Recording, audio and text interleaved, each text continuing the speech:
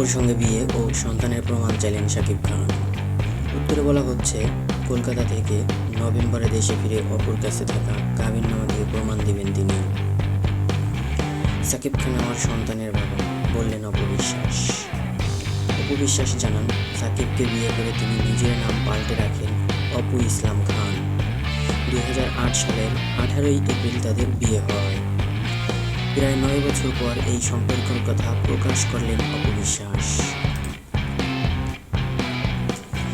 তিনি সাকিবের ভালো চিন্তা করেই এতদিন অনেক ত্যাগ স্বীকার করে এবং গোপন রেখেছেন তাদের বিয়ের সম্পর্ক।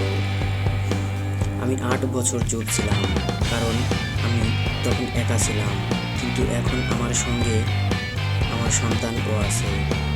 তিনি বলেন, অনেক কষ্ট সহ্য করেছি, অনেক অপমানিত, লাঞ্ছিত, টর্চার হয়েছে আমার উপরে। ধৈর্য ধরতে ধরতে শেষ সীমানায় পৌঁছে গেছেন তিনি, তাই মুখ খুলতে বাধ্য হয়েছেন বলে জানান।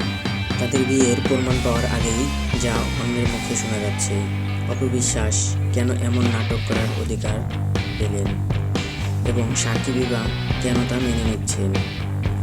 এমন অনেক সত্যতার উদয় হয়েছে যা থেকে বলা যায় তাদের বিয়ের ঘটনা সত্য।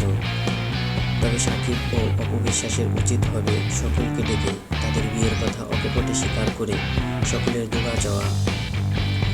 হাজি পিতামাতার ঘরে থেকে মিথ্যার আশ্রয়ে জীবনযাপন কোনোভাবেই উচিত হবে না শাকিব খানের। হতে পারে তাদের ক্যারিয়ার গড়ার কথা চিন্তা করে তাদের বিয়ে ও সন্তানের কথা গোপন করেছেন, তাই তাদের এখনই সঠিক সময় সন্তানদের স্বীকার করে জীবন চলা।